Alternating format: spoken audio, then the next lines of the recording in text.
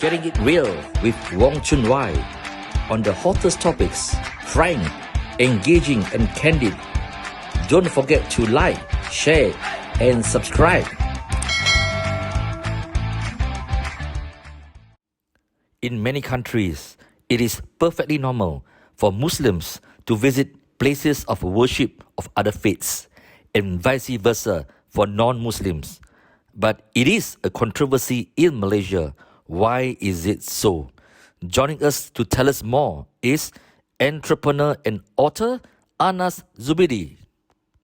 Salam Bahagia Malaysia and followers from around the world. There has been a lot of debate, a lot of discourse over whether Muslims in Malaysia are allowed to visit places of worship of other faiths, meaning temples, Sikh temples, Hindu temples, Chinese temples, Taoist temples, and of course, churches. And that because different states have different laws, there has been different interpretations and different directives.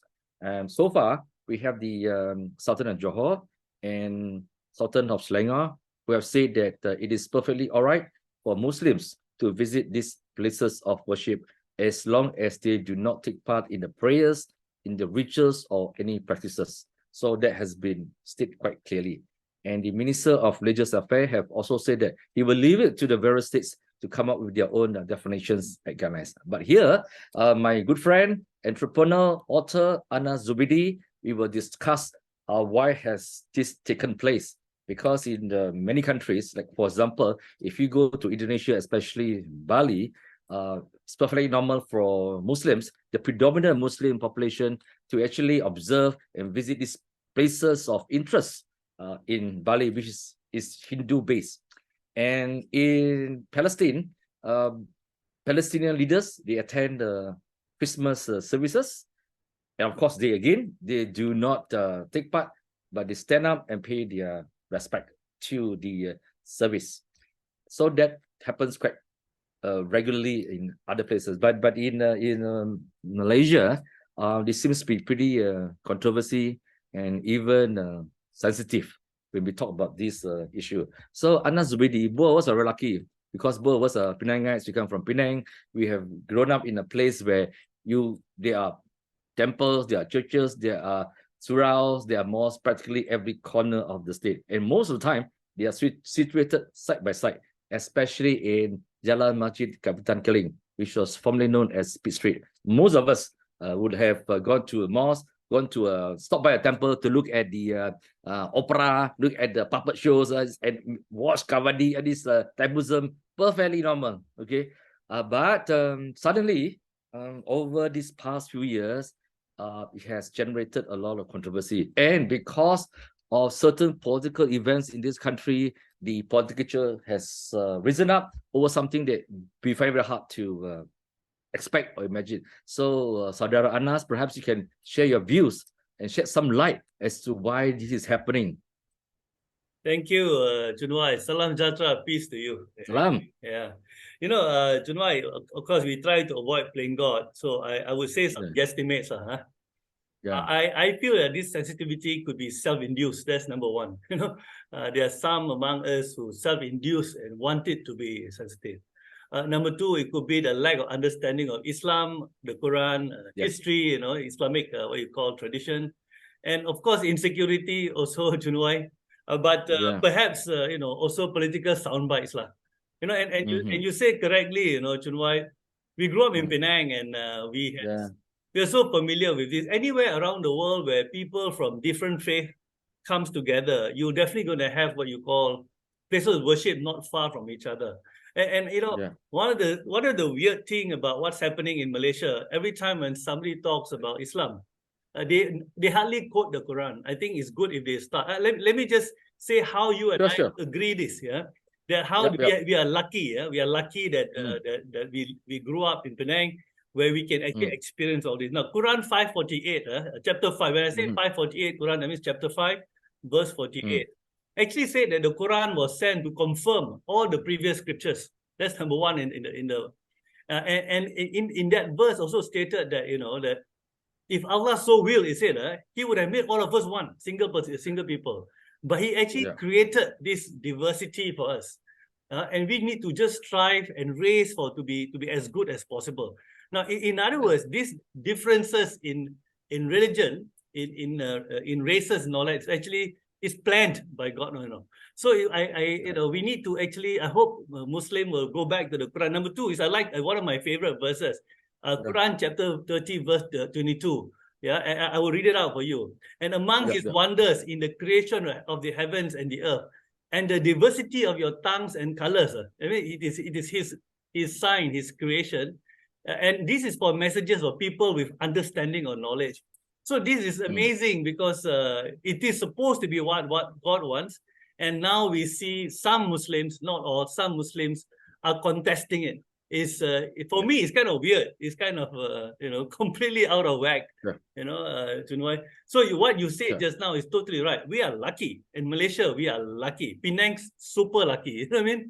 Yeah, to be able to experience all this. And that's not just Penang. If you live in KL, if you're located in Brickfields, Brickfields is very normal. Yeah. Or in Sabah and Sarawak, it's normal. Yes, correct. Yeah. You're correct in saying that. I will say that all races and all faiths, the lack of appreciation and understanding of other people's religion, and which is actually the reason, if there's any reason to actually understand and appreciate other religion, because you need to understand, and then only you'll be able to see things in a different perspective. I think that, like for example, you have mentioned the acceptance and the tolerance of diversity. Perhaps you can share with us as a Muslim. I mean, the Prophet, Medina, and even some of the Islamic leaders who have actually visited places of worship of beyond Islam. Yes. We belong to Abrahamic faith, so it's like actually this is when you and I chit chat about this, we find it's quite a no-brainer. So it's like there's a video going around now during fasting month in UAE, United Arab Emirates, where there is a session where they buka puasa in the St. Andrew's Church, for example. And that they are actually invited by the Christians, and they buka puasa at the church. And it was such a wonderful affair. You can see Muslim and Christian hugging each other, getting to know each other, and appreciating each other. And this has been a practice for the longest time, in many history of Islam, even in our country. Even our rulers, as you mentioned just now, RealChunWai, the Sultan of Johor and also Selangor. They attend, visited both religious places and ceremonies. So for the longest time, it's been happening. So this is quite weird, actually, quite weird that this occasionally we'll have some leaders popping up for whatever reason, saying that we cannot do this. It's something that I wish, and I'm happy that we have rulers that coming out and say, these are nonsense. And they put it in correct perspective, as you said correctly. You can attend, you can go there, but you don't go and pray there. You don't follow the ritual, and that is perfectly all right. The perhaps that one of the reason this controversy crops up now and then is primarily because the lack of trust among Malaysians. So there's this preconceived idea that if you go to a church, there's the tendency of Christian groups to try to convert you, and that's why. And people may not want to say it, but primarily I think that that's one of the reasons for most Muslims to be suspicious. I think that they would not really care too much. You visit the Goddess of Mercy or the Buddhist temple in Tumpat, but when it comes to church, it's a little bit touchy because of this. There are, of course, rules and laws, regulations, federal and state states very clearly that you cannot try to convert or influence any Muslims. So that's primary the reason. Of course, it's not so much say. Now, KJ, Khairi Jamaluddin, has suggested that, he sees no reasons why people should not visit places of worship, even churches. He has suggested that perhaps there should be some kind of guideline to perhaps educate Malaysians on when you go to a mosque, when you go to a church, what you should actually do. Because, I mean, people like you and me, and KJ and Side City, they have gone to churches, they have gone to temples before, so they don't feel uncomfortable in the name, as what KJ said. But many Malaysians have never been to a mosque, have never been to a Sikh temple, and they do not quite really know that what you should do. Like, for example, now if you go to a mosque, for example, if I would encourage my non-Muslim friends to say, look, if they're having a prayers, don't go and visit and kacau them, okay? Don't go and wear shorts, for God's sake. Don't wear shorts, okay? Even though you're a man, to go to the mosque, okay? And if you go to a Sikh temple, you're supposed to cover your head. Use a handkerchief, it doesn't matter, but cover your head. So these are guidelines which perhaps actually KJ is right, which is useful, and in the process, you also educate the fellow Malaysians. What do you think of the need for such guidelines? I think it's a good idea for us to, in case, it's a good idea to have some kind of, what you call, if you can use the word, harmonious religious education in school, for example. I mean, as you mentioned earlier, I mean, that's where we are from, Penang, we know. When I go for Sing temple, I'll take my handkerchief and I put cover my head, right? So things like this, we know, because for our early socialization. And I completely agree that maybe the average Malaysian who may not have gone through such socio-historical experiences may need some kind of guideline, but it's okay. I think what Malaysians should do is, even if someone make a mistake when they first time to go, let's say, to a church or a mosque or a temple, that's what happened to me also last time. And the first time I went in, I didn't realize that you have to cover your head. And they gave me something to cover my head. After that, I learned from it. So as long as we are open to allowing others to, learn the new ways, is okay. And I think that you're right. And I think we have to decouple a visit to the temple and churches and taking part in religious ceremonies are two separate issues. And I think this is where the sultans got it right. The rulers, really, but they say, you go, but you don't pray there, and you don't you don't you don't follow the rituals there. If you look at Quran 22:40, verse 40 in chapter 22, even I think Muslims may not know this. Non-Muslim definitely, I mean, we cannot expect. It's not just about visiting a church or temple. The Quran specifically said in 22:40 that Allah, God, make sure that there will be people who actually will protect monasteries, churches, and synagogues and mosques. It is the job of a Muslim to protect. Protect what you call that, these places of worship. It's in the Quran. It's in the Quran. And most Muslims and Christians do not know. For example, you and I, you're a Christian, I'm a Muslim. You see, during the time of Muhammad, the Prophet Muhammad and his companion, for example, were rooting for Christian Rome against the Persians, because they see Islam and Christianity as one of the same team, team monotheism, So it's the fate of the book, as I said, the fate of the book. And the enemies of Islam at that time, the Quraysh, were on the side of the Persians. And this is actually in Quran chapter 30, 1-9. The Romans, that's the chapter. Now, you see, amazingly, the Quran says when Muhammad and team were worried because the Christians were losing, Allah promised that the Christians will be victorious. It is a promise of God that, don't worry, Muhammad and gang, Muhammad and his companion, the Christians will win. And when the Christians win, and you will also celebrate. That means the Muslim during Prophet's time celebrated when the Muslim won over the Persian Empire. So these are the things we all, I think we need to somehow or another, not just have guidelines, we also have to explain all this. One best example, Chunwai, is 800-year-old example of Salahuddin. In English, it's called Saladin. But it's Arabic, it's called Saladin. It's the Church of Holy Sepulchre. That's Sepulchre. I think the way Sepulchre, when Saladin took over, the Jerusalem, he promised that he will protect the church. And he gave until today, 800 over years, as a Muslim family hold the key, so that he is the Muslim family is the person who who mediate between different Christian denomination. So these are all examples of the past, which perhaps the politicians who make noise about this do not know. We don't know. And this goes back not just during Salahuddin. During the time of Umar, the second Caliph, for example, when he went to Jerusalem, now this is amazing, Chunwai. The reason he didn't pray in the church is to protect the church, because he did not want his own people at the time, the Muslims are in power, Right. to actually take over the church. He do not. So in other words, the depth of wanting to protect the church or places of worship is extremely serious among Muslim leaders of the past. Of course, there were histories, for example, the Fatimid, we call it Al-Hakim, the leader, of course, destroyed the church of Holy Sepulchre.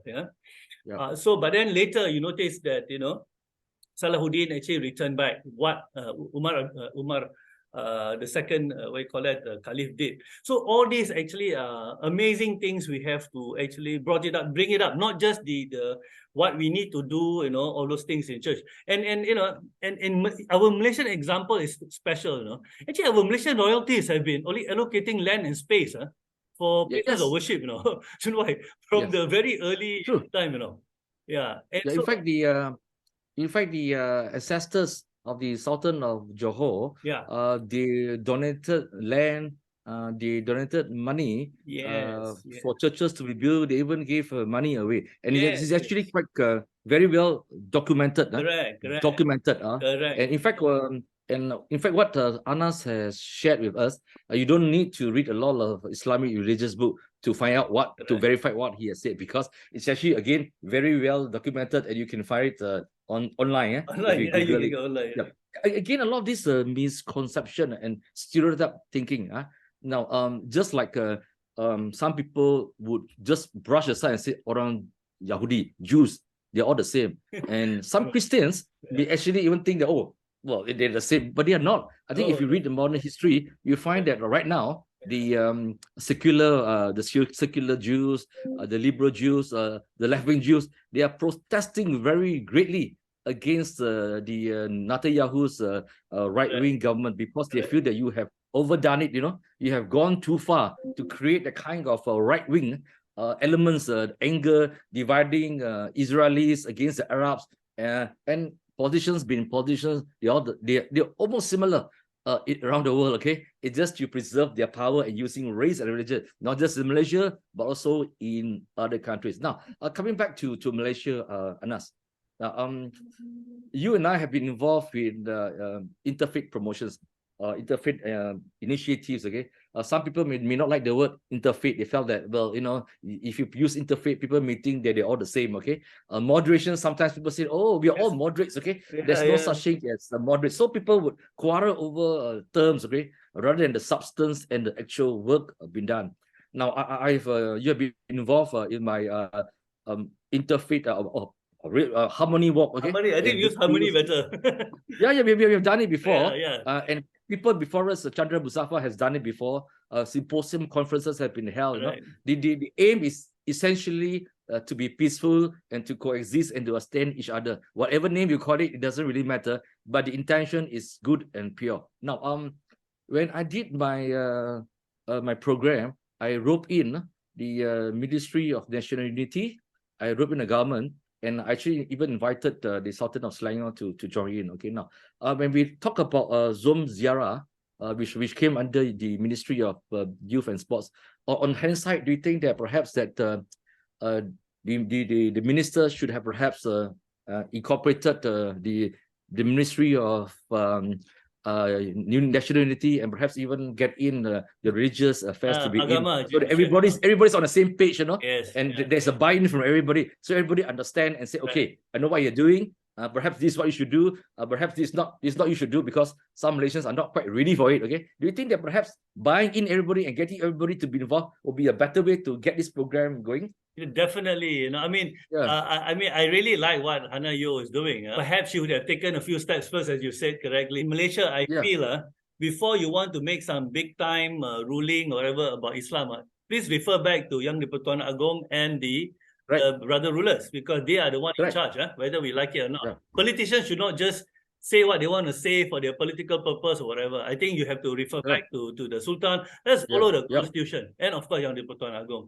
And I completely agree with you. Remember, I joined you in Penang, Harmony Walk and all that. I think it's a good idea if Hannah Yeoh, YB Hannah Yeoh, work, as you said correctly, I think Menteri Agama should be actually consulted, and also, you know, what you call that, the Minister of Unity, and if possible, get a few groups of Muslim group in Malaysia plus, you know, the Buddhist group and all that to come together, have a discussion. So it's slowly build, and then come out with what you call activities where different people take charge at different times. So it's not just you know, from, you see, Malaysia will say, is it Hanayo, she's trying to do? But you know, you see, in Islam, the word niyat is very important, your intention. Correct. If, as long as the intention is good, you know, and we all should actually jump in.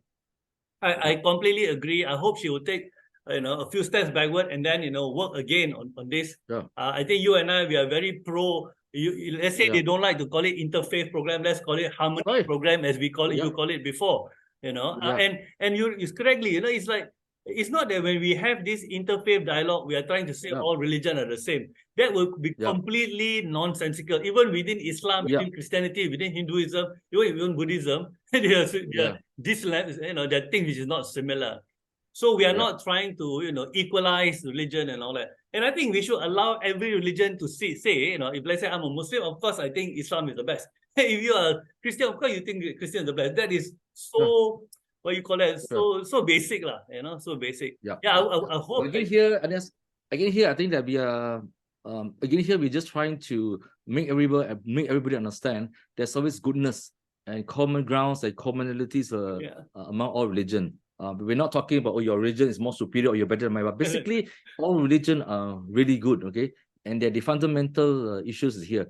Perhaps it's a learning experience for Hannah Yo. The timing is also quite wrong because the heat has gone up. We've got state elections coming up. Also what you call the strategy, you know. I think one of the better way to do so-called interfaith relations and forging it, you know, dialogue, is to be topical. You know. Let's say, what does Islam, Christianity, Hinduism, Buddhism, you know, Sikhism say about, let's say, you know, things like corruption, things about human development, or about health, about taking care of parents. You know, we use topics, you know, and from the topic, then we all really see each other's perspective. Rather than straight away talk about the religion, we have topics of concern. For example, today Malaysia, we talk about, you know, cost of living. What do, you know, each of our tradition and religion say about dealing with costs of living? I think that will be an easier way to look at the approach. That's why there's a reason now. You know, I use Rasuah, my platform is Rasuah Buster.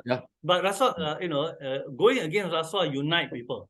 So similarly, we can, and also one of the better ways, I think, to discuss about what you call interfaith relations, let's say forging this is to look at, for example, let's talk about exemplary leaders. For example, let's talk about Al-Biruni from Islamic history, the first Muslim scholar, or in fact the first scholar, you can say, that went to study the Hindu religion in great depth, you know. And then you straight away can talk about Hinduism and Islam and all that, you know. Or we can talk about, you know, let's say Mother Teresa, you know. So when we do topical like this and exemplary leaders, then we are not going head on trying to say, let's talk, you know, interfaith. In that way, we those people who are a little bit should I use the word insecure, or rather worried won't be too worried because we're talking about another topic, you know, anti-corruption, what you call that, economics, helping the poor, you know, things like this. That'll be easier, you know. Yeah, correct. Leadership is a very good topic. Leadership, yes, leadership. And then you have especially now, we talk about environment. That's another good topic because these are God's creation. So as I said, that perhaps that Hannah needs to go back to the drawing table, not to be discouraged by this. Obviously, that he's also a target because she comes from DAP. You can see that DAP leaders who are in government are targeted. Okay, let's be frank about this. So she was caught. The intentions were perfectly good. Execution, of course, is another issue. Most of the leaders in the present cabinet are very new. They do not see how work could be done, the pitfalls. Okay, and you and I have been doing this for a while. So we and for example, if you talk about leadership and corruption, a lot of this, some of these religious leaders, okay, who have been very angry and very upset and very critical of henna, have said nothing about corruption. Okay, so for everything they have said, they are completely silent when it comes to corruption and extremism and racism. So again, they expose their double standard. But as you say that if people talk about leadership and corruption, it could be held in a very non-religious area, a neutral ground like Sina Harian's office. Okay, right? Correct. Yeah. I think that you guys will be the anti-Rasuah, the busters will be quite happy to bring in people from various faiths to talk about what they say about corruption, right? Correct, definitely. We can have perspective from different tradition or learnings from our history. You know how we handle it. You know, then we can actually have cross fertilization of ideas.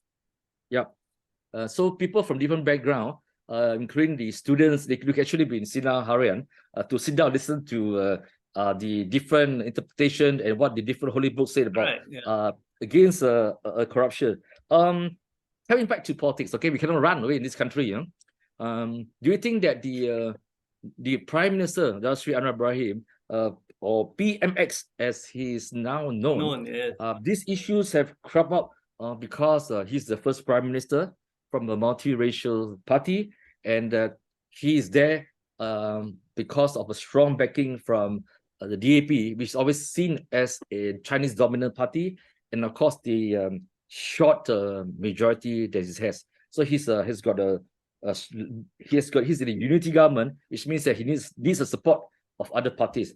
But for the opposition, which comprise mostly of basically Bersatu and PAS, one ethnic group, this is happening. Okay, now obviously that race and religion works, okay, as a weapon.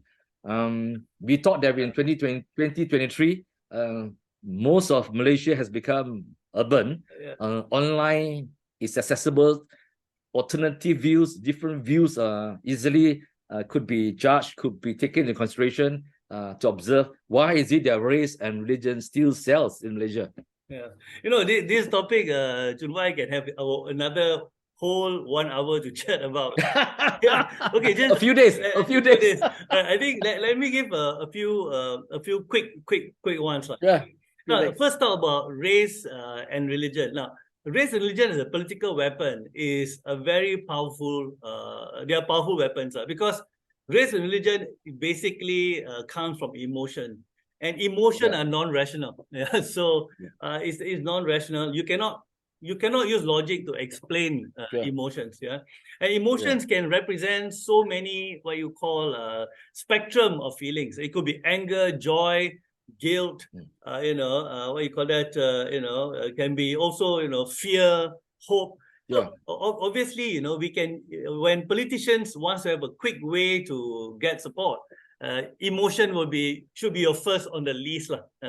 So one side may use fear, the other side may use hope, one side may use guilt. If you don't vote for me, you don't fight for your own race, or for your own religion. It can be also hope. If you vote for me, you'll go to heaven. Things like this. So extremely powerful tool. That's one. Number two is, while we all like to believe that the PMX is from what you call multiracial party, but there's a big problem. It is unlike the days of Barisan Nasional. There was a formula. The truth is, if you look at from the early days, Tunku, for example, from Tunku to Tun Razak, to all the what you call that, majority of what you call the Barisan Nasional leaders, they had a formula that while they are, they are also a multiracial party, but they also have a very strong what you call leaning, or rather a way to say that I'm also fighting for the Malays. Now that is the missing link right now that the PMX have to do something about now. Now, and so and it is always not good. I think we spoke about it sometime like many years ago. It's always not good that to have an opposition party coming from either one race or one religion. Absolutely, definitely not good. Right. Why? Because that it become what you call a reason, or rather a demarcation between you and I, how different we are, rather than we got no choice, have to work together. Now, we have to understand that it is race and religion now will be the, what you call, the fuel to get voters for the PRN in the next few months. And we must not forget the person in Selangor that came out with the exco that says that, you know, Muslims cannot go into, you know, the churches and mosques and temples and all that, are actually a PKR person. So yes, I almost forgot. I thought he was on pass. No, he's PKR person. Now, yes, PKR. For a minute, I thought he was on pass. No, he's PKR fella. He probably at the ground level, people in Selangor, for example, you know, if I'm from Pakatan in Selangor, I'm in jittery because I know maybe at the ground level that is a very big topic. When he says that, he goes against his boss, PMX, who is talking about multiracial come together. You know? So obviously, you notice both sides are wondering how to win votes. And the earlier we have a more representative government, like before. But last time, when Barisan, we have UMNO, MIC, MCA, and, you know, the Sabah Sarawak, you know, it was a very good, enough mix of people, the people within the coalition, that you cannot overshot your Melayuness or your Islamness or your Chinaness or whateverness, because you know you cannot do that. But today, I think even until today, okay, again, I could be wrong, that the unity government has not enough Malay voters or Malay support, and that's something PMX have to deal with. And if he stays away from it and he still do not do anything about it, we'll have to face this even more. And I'm hoping that, you know, somehow or other we find an equilibrium within the next few years. We cannot go on like this, RealChunWai. It's too long. Too long already. So Anas, the PKR or the unity government, the PKR party needs a lot of help from UMNO, and this is actually the oxymoron.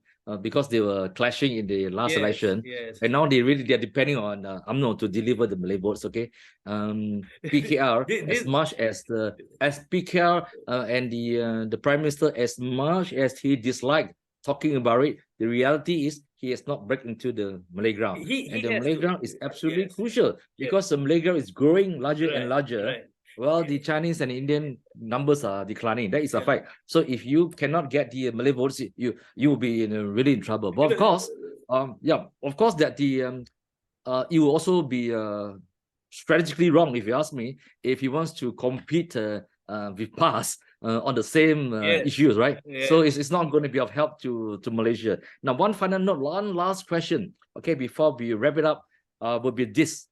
What kind of initiatives, besides talking about corruption, which is of course disliked by all regions, what other initiatives that you think that we could do to bring ordinary Malaysians together, to prove it to the politicians that look, we Malaysians on the ground do not have a problem, we live side by side, and we don't have an issue. What can we do to send that message to these leaders?